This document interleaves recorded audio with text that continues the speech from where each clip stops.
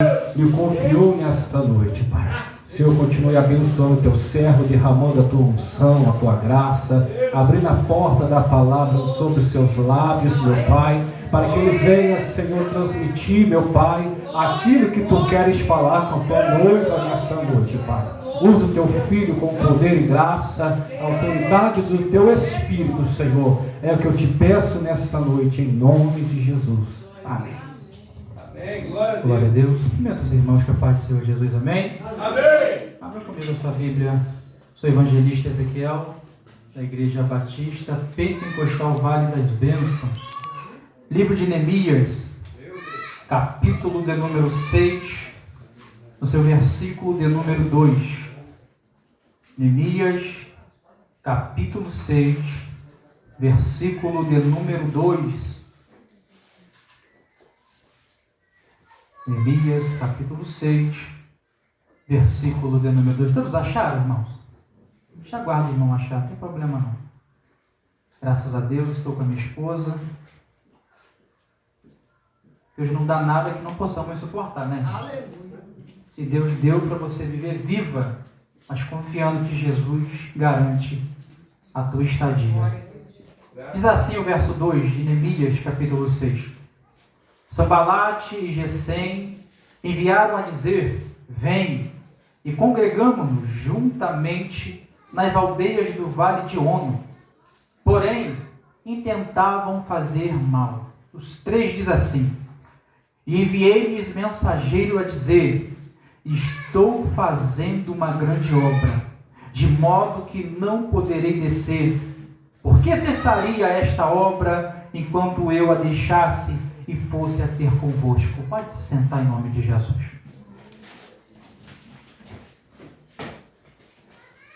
Capítulo de número 6 do livro de Neemias.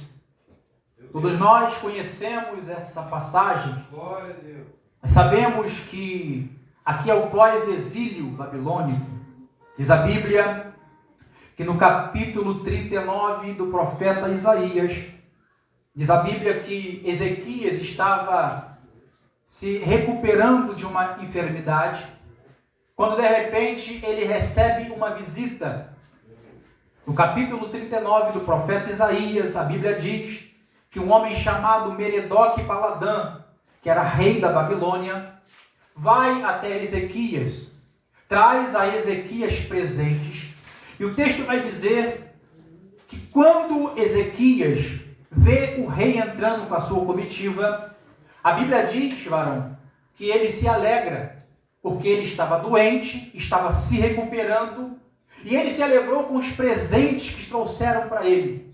Diz a Bíblia que ao mesmo tempo que ele se alegra, ele abre as portas da sua casa, do palácio. O texto vai dizer que ele revela a casa do tesouro, a casa das armas, e não houve nada em que ele não mostrou. Porque perceba que Ezequias está se recuperando. Diz o texto que quando ele vê, ele se alegra. O problema não é Ezequias se alegrar. O problema é ele confundir alegria ou glória com amizade. Porque tem gente, irmãos, que está abrindo a porta da sua casa para qualquer um que traz alguma coisa que os seus olhos estão se agradando.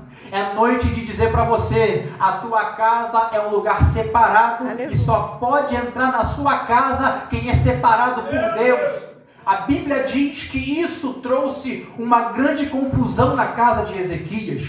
A Bíblia diz que quando o rei Merodach-Baladã vai embora, o profeta Isaías adentra pela porta do palácio e diz assim: quem é este que veio? De onde ele veio? Quem é ele? A Bíblia diz que Ezequias conta o fato, glória, para o profeta Isaías. A Bíblia diz que o profeta Isaías diz assim: assim diz o Senhor, assim como ele entrou pela porta da sua casa. A Bíblia diz que o profeta entregou a mensagem dura, dizendo: o mesmo que entrou para olhar é o mesmo que vai entrar para roubar. Oh, glória! Deus está dizendo para alguém nessa noite: cuidado com a aparência que você está permitindo. Aleluia. Entrar no ambiente familiar. Glória. Tem coisa que é tão particular que você não pode dividir com ninguém. Tem muito casamento frustrado porque se deixou levar pelo que o olho estava vendo, mas era o diabo disfarçado para minar e quebrar. Mas em nome daquele que tudo pode, eu quero liberar uma palavra sobre a tua vida. Deus vai te dar visão espiritual para dizer quem é e quem não é. E quem não é, Deus vai afastar, e quem é, Deus vai trazer para perto. E a Bíblia diz que a consequência foi que quando Nabucodonosor, no ano 604, quando ele adentra, oh glória, ele sabia aonde o tesouro estava escondido. Sabe qual é o problema hoje, irmãos? Quando você não sabe como que o diabo conseguiu quebrar, como que o diabo conseguiu minar. Nós erramos por falar muito. A Bíblia diz, seja tardio no falar, oh glória, e pronto para ouvir. Quanto mais você fala na hora errada, mais vazão para o inimigo você dá. Eita, Nabucodonosor, quando entra, ele sabia que o tesouro estava escondido nos pilares. Eita glória, tesouro não mostra para ninguém. Oh glória, aquilo que Deus te deu, tu não mostra para ninguém. Para de participar pessoas da tua vida conjugal que não tem nada para te oferecer. É o diabo procurando um meio de acabar com o teu ministério. Meu Deus. Tem muito ministério frustrado porque não soube fechar a boca quando era para fechar. Casamento está virado de cabeça para baixo porque não soube se calar quando era para calar. Eita, é tempo de vigiar com quem está no teu ambiente familiar. É tempo de vigiar com a aparência que você está vendo, porque Deus está procurando no tempo chamado hoje pessoas que oram, vigiam e guardam aquilo que Deus te deu. O que Deus me deu, Ezequiel? Uma família para zelar, um casamento para zelar. Está na hora de fechar a boca e descer no joelho para pedir Deus direção para quem pode participar da nossa vida cotidiana. É tempo de afastar quem precisa e de aproximar quem quer se levantar. Aleluia. E o tempo agora chama-se o tempo pós-exílio. No capítulo número 1 de Neemias, a Bíblia vai dizer que agora um homem chamado Hanani, ele veio do cativeiro babilônico. E a pergunta de Neemias é: o que aconteceu com aqueles que lá ficaram? Oh glória, com aqueles que lá estão. A Bíblia diz no capítulo 1 do livro de Neemias que Hanani diz assim, oh glória, eita, e disseram, os restantes que não foram levados para o cativeiro, lá na província estão em grande miséria e desespero, e o muro de Jerusalém fendido, oh glória, e suas portas queimadas a fogo. Perceba, quando nós não calamos a boca quando precisamos, oh glória, você vê que o inimigo consegue entrar, consegue minar, ele quebrou tudo, ele acabou com tudo, mas eu quero liberar uma palavra nessa noite para a tua vida. O inimigo vai ser frustrado, o inimigo foi descoberto, porque há poder no nome de Jesus. Neemias está procurando um jeito para ajudar quem precisa ser ajudado. Meu Deus. Mas o problema, irmãos, é que tem coisa que a gente pode fazer, mas a gente não faz. É verdade. Tem coisas que era para não acontecer, mas por erro nosso, falta de vigilância nossa, aconteceu, acabou. Mas é tempo de restituir e de reconstruir tudo aquilo que o diabo quebrou, tudo aquilo que o diabo roubou. Eu profetizo nessa noite que Deus vai restituir. O diabo roubou, mas Deus vai trazer de volta. O diabo quebrou, mas Deus vai reconstruir na tua vida. Aleluia. Meu Deus. E quem olha para Neemias percebe que Neemias é um homem que nasceu no período do exílio. Diz alguns estudiosos que Neemias não conhecia Jerusalém. Diz alguns estudiosos que Neemias é fruto do cativeiro. Eita, mas aonde tem cativeiro, tem um Jesus dizendo, João 8,32, e conhecereis a verdade, e a verdade vos libertará. Não há cativeiro que possa deter o nome de Jesus. Ele liberta, ele salva, ele cura, ele transforma. Se pois o Filho vos libertar, verdadeiramente sereis livres, verdadeiramente verdadeiramente sereis livres. O diabo até aprisionou, mas há poder no nome de Jesus. A libertação vai chegar na tua casa, a libertação vai chegar no teu casamento, a libertação vai chegar no meio dos teus filhos, porque há uma promessa. Eu creio, Jesus. Enquanto tiver alguém disponível para ajudar, ó glória, a libertação chega. Quem é Neemias, Ezequiel? Diz o texto que Neemias era copeiro do rei. Entenda, no capítulo 1, no versículo 1, vai dizer a parte final: e estava Neemias à fortaleza. Aonde Neemias estava, Ezequiel? Estava em Suzã. Eita, do lado do trono. Neemias estava servindo ao rei. O que está dizendo, Ezequiel? Vou te explicar. Neemias tinha casa, Neemias tinha cobertura, Neemias tinha alimento e Neemias tinha um emprego. Mas sabe quando eu olho para Neemias, o que eu vejo? O que falta em muito crente. Porque não adianta ser evangelista, não adianta ser pastor, não adianta ter 20 igrejas se não tem mutualidade. Não entendi, Ezequiel? Mutualidade é sentir a dor do próximo, é se colocar no lugar do próximo. O que Jesus disse? Eita, visite um preso como se você mesmo estivesse preso. Visite um enfermo como se você mesmo estivesse enfermo. O que falta em muito crente hoje é mutualidade. Porque tem gente, irmãos,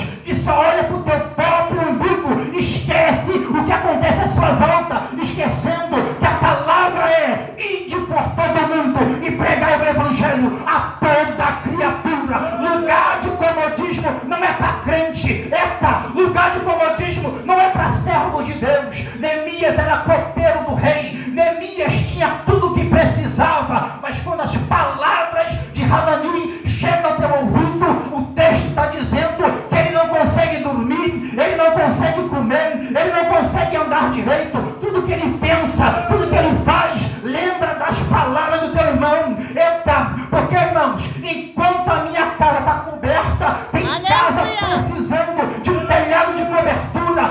Enquanto teu filho está do seu lado com a barriguinha cheia, tem uma mãe pedindo socorro para trazer um alimento. Enquanto teu filho está na igreja sentado tocando bateria, violão, tem uma mãe dizendo: Senhor, salve o meu filho do tráfico, tira a minha filha da prostituição. Há poder no nome de Jesus. Deus está levantando uma geração igual a Neemias. Eita, tem tudo que precisa, mas quando vê a necessidade, se põe no lugar dizendo: eu não consigo dormir, eu não consigo comer, porque meu irmão está comendo, meu irmão está dormindo. O que falta em nós é mutualidade. É tempo de se posicionar, é tempo de sair do quadrado, é tempo de buscar as almas perdidas. Aleluia.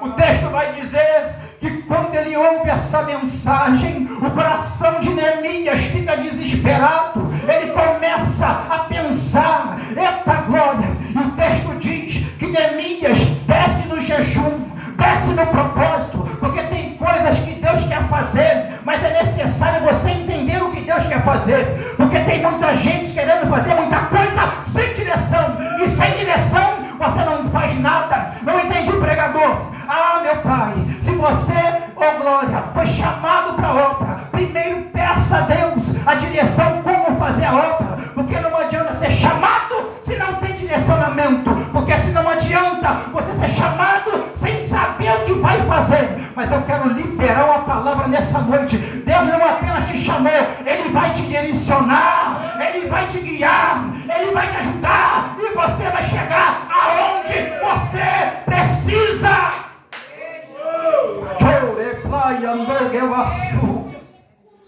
E Neemias desce no jejum.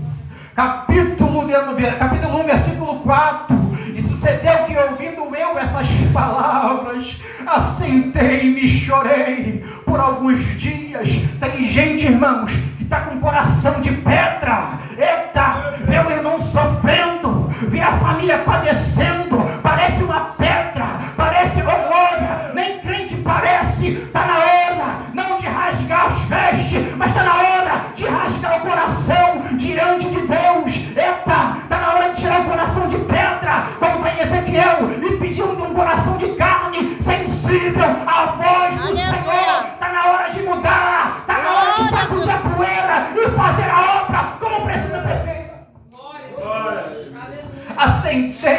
chorei. Eita, tem gente, irmãos, que não se comove mais com nada. Eita, tem gente que está duro de coração, mas eu conheço um carpinteiro. Eita, eu conheço alguém que endireita, eu conheço alguém que acerta. Eita, eu não consigo, mas ele consegue. Eita glória, eu não posso, mas ele pode. É por isso que Paulo vai dizer: posso todas as coisas naquele que me fortalece. Deus está dizendo: ô glória, te trouxe nessa noite para mudar o teu coração, para você voltar para a obra, fazer como fazia antigamente, porque tem gente que não consegue orar mais como orava, tem gente que não consegue jejuar mais como jejuava. Deus santo. Comida ele tinha, casa ele tinha proteção, mas ele sentiu a dor do próximo. Aleluia. Não estou mandando você sair da dinheiro para todo mundo, não, irmãos. Eu estou pedindo para você descer na oração e pedir um coração sensível, um coração voltado para a obra de Deus. Aleluia. Porque a obra de Deus é isso, é você ajudar o necessitado. E a Bíblia diz que Neemias põe no teu coração falar com o rei. Mas para falar com o rei precisa de estratégia. Oh Jesus, forte. Para falar com o rei precisa de estratégia. Está achando que vai chegar diante do Todo-Poderoso de qualquer maneira? Você vai pedir e vai te dar? Não vai não, irmãos. Agora, se não tem jejum, se não tem propósito, se não tem vida de oração, você vai pedir e não vai dar. Você vai bater e a porta não vai se abrir. Mas para aquele que se coloca na posição e desce no propósito,